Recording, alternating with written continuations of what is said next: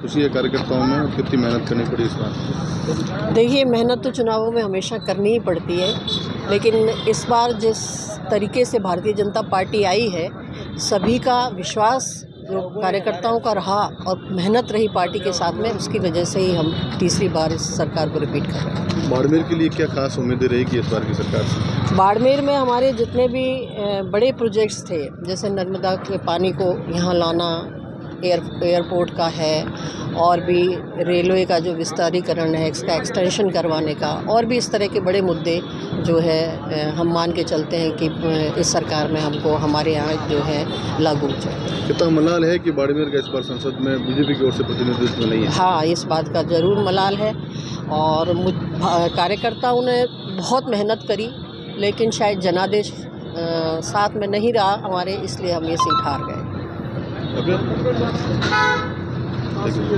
हम लोग मोदी सरकार 3.0 क्या कहेंगे सर, कितनी खुशी है कार्यकर्ताओं में? मीडिया के सभी साथियों को मेरा नमस्कार, और सबसे पहले समस्त देशवासियों को और भाजपा कार्यकर्ताओं को बहुत बहुत बधाई कि आज हमारे देश के यशस्वी प्रधानमंत्री माननीय श्री नरेंद्र मोदी जी तीसरी बार भारत के प्रधानमंत्री पद के रूप में शपथ लेने जा रहे हैं। ये हम सभी भाजपा कार्यकर्ताओं के लिए एक बहुत ही गौरवशाली क्षण है, और हम सभी भाजपा कार्यकर्ता बाड़मेर के आज यहाँ पर इकट्ठे हुए और हम सब ने खुशी मनाई है, पटाखे फोड़े हैं।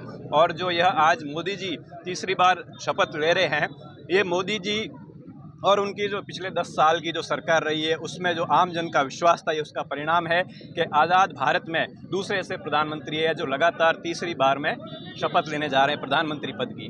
सर, बाड़मेर के लिए क्या उम्मीदें रहेगी?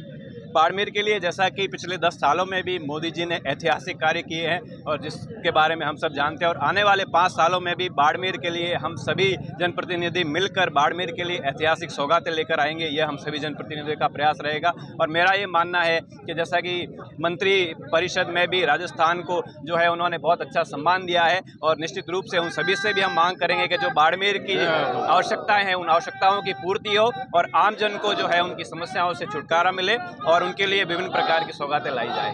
धन्यवाद।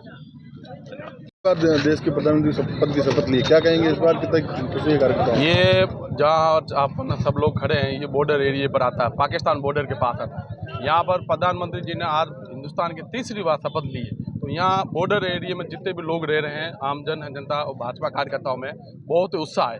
अभी आप लोगों ने देखा, हर किसी कार्यकर्ताओं ने आपस में सबका मुंह मीठा कर खुशी मनाई है, पटाखे फोड़े हैं, और आम जनता में विश्वास है, और जनता को ये विश्वास है कि तीसरे टर्म के अंदर मोदी जी और ज़्यादा विकास करेंगे और देश को नंबर 1 विश्व के अंदर लेके जाएंगे।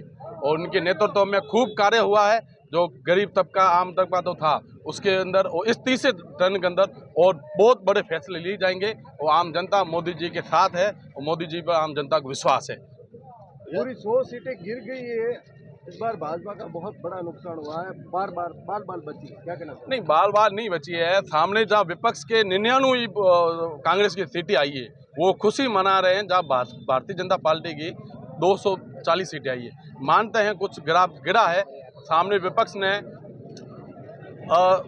अपशब्द या कुछ गुमराह जनता को कर सीटों के कम अंतराल से भारतीय जनता पार्टी सीटें हारी है।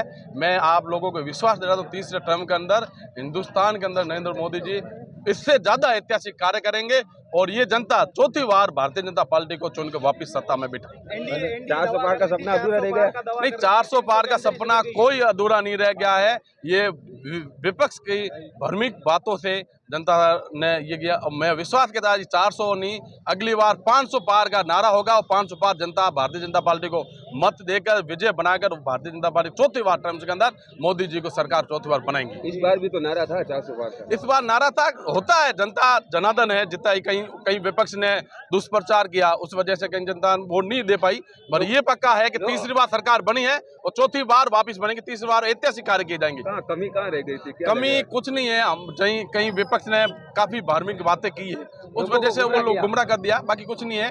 तीसरी बार सरकार बेहिचक बेफिक्र सरकार बनी है, और 5 साल बेहिचक सरकार चलाएंगे, और इससे ज्यादा ऐतिहासिक निर्णय लिए जाएंगे। बाड़मेर में कैलाश चौधरी के हार का क्या कारण था? बाड़मेर में कैलाश चौधरी के हार का कारण हम अपने आप को कार्यकर्ताओं को मानते हैं। ज़्यादातर हम कार्यकर्ता या हम अपने ऊपर ही ले सकते हैं, बस जनता का जो फैसला है वो सर्वोपरि है। सारी सीटें तो हम जीत नहीं पाते। हमें दुख है कि हमारे यहाँ से सांसद साहब हम चुन के नहीं दिए, ये हमें दुख है। बीजेपी के कारण धन्यवाद।